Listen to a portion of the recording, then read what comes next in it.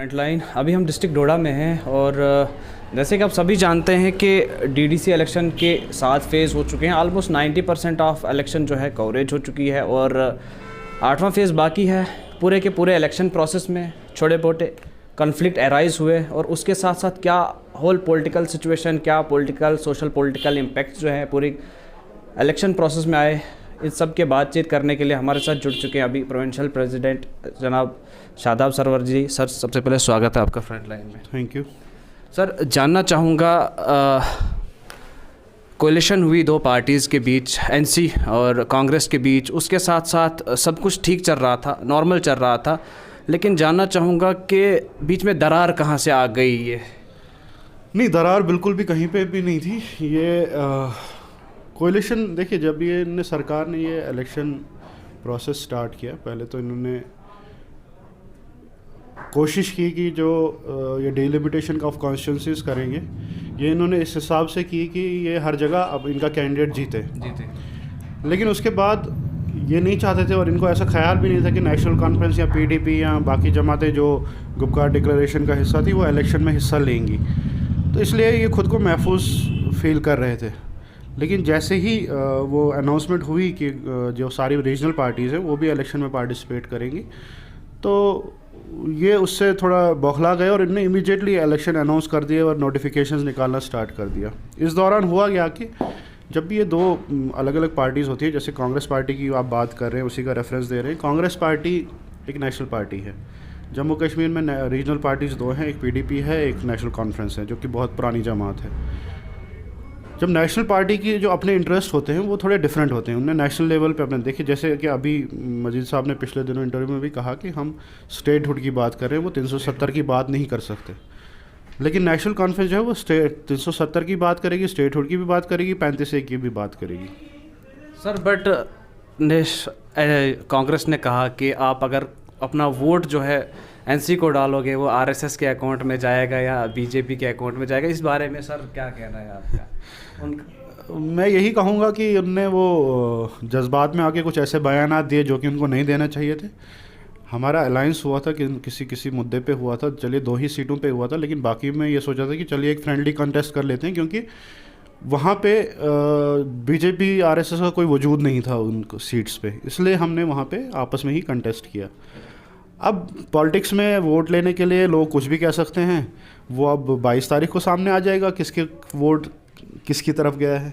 तो जानना चाहेंगे आपके पार्टीज़ के कुछ कार्यकर्ताओं के ऊपर जो है छोटे मोटे अटैक भी हुए, और इसके पीछे क्या रीज़न है, किस पार्टी का हाथ इसके पीछे? छोटे मोटे अटैक नहीं हुए, काफ़ी बड़ा अटैक हुआ है, ब्रूटल किस्म के ब्रूटल अटैक हुआ है हमारे म्यूनसिपल चेयरमैन जनाब वेद प्रकाश गुप्ता जी पे। वो भी एक फ्रस्ट्रेशन, बौखलाहट थी बीजेपी की। वहाँ पे बीजेपी वालों ने उन पे हमला किया था, वो एक बौखलाहट में किया था कि जब उनको लगा कि ये पार्टीज़ इकट्ठे हो गई, हम इलेक्शन जीत नहीं सकते, तो वो अलग अलग तरीके से अलग अलग पहले तो धमकियाँ दे रहे थे लोगों को वहाँ पे। उसके बाद जब उनने वहाँ पे देखा, वो तो किसी और ऑफिशियल काम से गए थे वहाँ पे, वहाँ पे हमला हुआ। तो ये अटैक्स, और दूसरे वहाँ पे फिर थोड़े बहुत अटैक्स यहाँ कांग्रेस की तरफ से नेशनल कॉन्फ्रेंस के वर्करों गाड़ी तोड़ी गई है, एक हमारे ब्लॉक प्रेसिडेंट की उस पर। लेकिन मुझे जब ये इलेक्शंस होते हैं तो माहौल अक्सर गर्म रहता है हर तरफ से, लेकिन मुझे शिकायत जो है वो एडमिनिस्ट्रेशन और पुलिस से है, जिन्होंने अभी तक इस पर कोई एक्शन नहीं लिया। अगर ये इस बार इस पर एक्शन नहीं लेते हैं तो ये यहाँ पे वो बिहार और बंगाल और यूपी की तरह वो इलेक्शंस में जो इलेक्शन वायलेंस हर जगह होता है, आगे से वो भी वही यहाँ पे भी हाल होने वाला है, अगर ये इस बार इन्होंने इन चीज़ों पे एक्शन नहीं लिया। पार्टी पे ये भी एलिगेशन लगाए गए कि ट्रांसफार्मर्स भेजने की क्या ज़रूरत थी, रात भर वाइन्स भेजी गई, इलेक्शन बूथ्स के ऊपर पता नहीं क्या क्या एलिगेशन लगाई गई। इस बारे में क्या? ये एलिगेशंस हमारी तरफ से उन पे, नेशनल कॉन्फ्रेंस की तरफ से कोई ट्रांसफार्मर नहीं गया, कोई वाइन नहीं बेची गई, हम उस चीज़ में बिलीव नहीं करते हैं। हमारे साथ इतने सालों से हमारे साथ एक ईमानदार वोटर जुड़ा हुआ है जो कभी हिला भी नहीं है, उसको कई लोगों ने ख़रीदने की कोशिश। इस बार भी जिस टाइम हम किसी कॉन्स्टिट्यूंसी में साथ कैंपेन कर रहे थे कांग्रेस के साथ, उन्होंने कहा नहीं जी, हमने आपके वोटर को 1000 बार कोशिश की, वो बिकने वाला नहीं है। तो हमारा वोटर बिकने वाला नहीं है, ना ही नेशनल कॉन्फ्रेंस इस चीज़ में बिलीव करती है। ट्रांसफार्मर्स घाट कॉन्स्टिट्यूंसी में कांग्रेस की तरफ से गए थे, जो वो भी लोगों को बेवकूफ़ बनाया गया था। वो एक ख़राब ट्रांसफार्मर उनके क्रशर पे पड़ा हुआ था, जो कि उन्होंने भेज दिया था उनको कि फ़िलहाल वोट दे दें। वो सरकारी प्रॉपर्टी नहीं थी, वो एक प्राइवेट ट्रांसफार्मर था जो कि इंस्टॉल होगा ही नहीं जब तक कि वो गवर्नमेंट का ट्रांसफार्मर ना हो। तो बीजेपी तो का तो काम ही है यही है कि शराब के बेस पे और पैसों के बेस पे लोगों को ख़रीदते हैं, वोटरों को ख़रीदते हैं, लेकिन इस बार वो उसमें भी कामयाब नहीं रहे। वोटरों ने उनको रिजेक्ट कर दिया है। क्योंकि बात सर यहाँ पे डीडीसी इलेक्शन की हो रही है, इसके साथ साथ मैं एक प्लस पॉइंट ऐड करना चाहूँगा जिसकी वजह से जे.एंड.के का यूथ जो है बहुत सफ़र हो रहा है 4G पे। सर उस बारे में क्या मतलब रहेगा? देखिए ये अब दिल्ली सरकार को सोचना चाहिए कि वो जम्मू कश्मीर में वो सिक्योरिटी का बहाना लगा के बार बार ये बोल रहे हैं कि 4G इस वजह से नहीं आ रहा, लेकिन जब यहाँ 90s में मिलिटेंसी थी, इवन आफ्टर दैट 2008 से लेके जब तक 2019 तक 4G चल रहा था, सिक्योरिटी प्रॉब्लम तब भी थी, मिलिटेंसी तब भी थी। लेकिन 4G का सिर्फ एक बहाना है। मान लीजिए सिक्योरिटी इशू भी है, सिक्योरिटी इशू ये खुद ब खुद डिक्लेयर कर रहे हैं कि जम्मू डिवीज़न जो है मिलिटेंसी फ्री एरिया है। अगर ये मिलिटेंसी फ्री है तो जम्मू डिवीज़न में 4G क्यों नहीं, और सिर्फ कश्मीर में, फिर कश्मीर में नहीं होना चाहिए तो जम्मू में होना चाहिए। तो जम्मू वालों को ये सज़ा किस बात की दे रहे थे?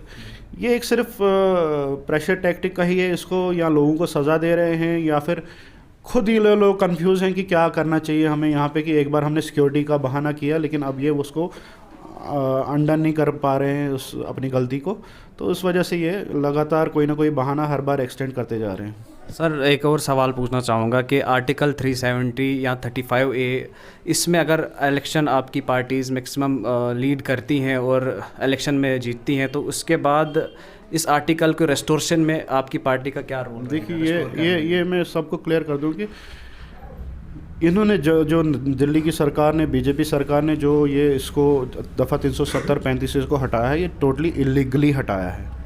फ़िलहाल केस सुप्रीम कोर्ट में है, सुप्रीम कोर्ट में की भी कुछ शायद उन पे भी प्रेशर है या क्या है कि वो केस को अभी तक एक भी सुनवाई नहीं हुई है उस केस पे।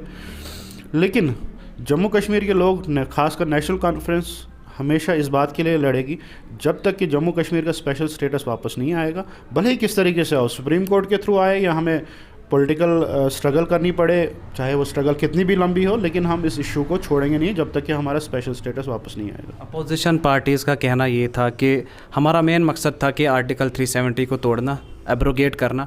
उसके बाद उनने वो किया भी, और उनका कहना ये भी है कि पार्लियामेंट के थ्रू अगर बिल पास हुए इसको तोड़ने के, वहाँ पे एनसी के भी कार्यकर्ता थे, कांग्रेस के भी कार्यकर्ता थे, उनके सामने ये सब चीज़ें की गई हैं, और फिर से ये क्यों डिमांड कर रहे हैं कि हम इस आर्टिकल को फिर से रेस्टोर करें? देखिए, भारतीय जनता पार्टी के पास अपनी सिर्फ सीटें 303 के करीब हैं पार्लियामेंट में, और उसके अलावा एनडीए को मिला के वो 350, उनकी एक ब्रूट मेजॉरिटी है पार्लियामेंट में। जब वोटिंग हुई तो एक तो नेशनल कॉन्फ्रेंस के वालों को वहाँ पे बोलने नहीं दिया गया, इवन कांग्रेस के गुलाम नबी आज़ाद साहब पे वहाँ पे अटैक हुए, उनने भी उसके खिलाफ बोला, बाकी कांग्रेस के लीडरों ने बोला। लेकिन जो पार्लियामेंट्री प्रोसेस है उसमें वोटिंग होती है, वोटिंग में उनकी मेजॉरिटी थी, उन्होंने उस मेजॉरिटी के बेस पे उसको तोड़ा। ये कौन से छोटे मोटे ये क्या बहाने कर रहे हैं कि वो भी उनके सामने थे, बिल्कुल थे वहाँ पे, लेकिन इनकी मेजॉरिटी की वजह से इन्हें तोड़ा। लेकिन हम ये कह रहे हैं कि इन्होंने ये इलीगली तोड़ा है, क्योंकि कॉन्स्टिट्यूएंट असेंबली जो एज़ पर लॉ है, वो कॉन्स्टिट्यूएंट असेंबली जो थी जम्मू कश्मीर की, वही ये प्रपोजल या पार्लियामेंट में या टेबल कर सकती थी या असेंबली में इसको तोड़े। दूसरी बात ये कि यही अपोजिशन वाले, बीजेपी वाले एक बात बता देंगे, 370 में मेरे ख्याल में अब 2 मेन चीज़ें बची थी तो छोटी मोटी बहुत सारी चीज़ें, लेकिन 2 मेन चीज़ें थी, एक नौकरियां और एक ज़मीन, लैंड।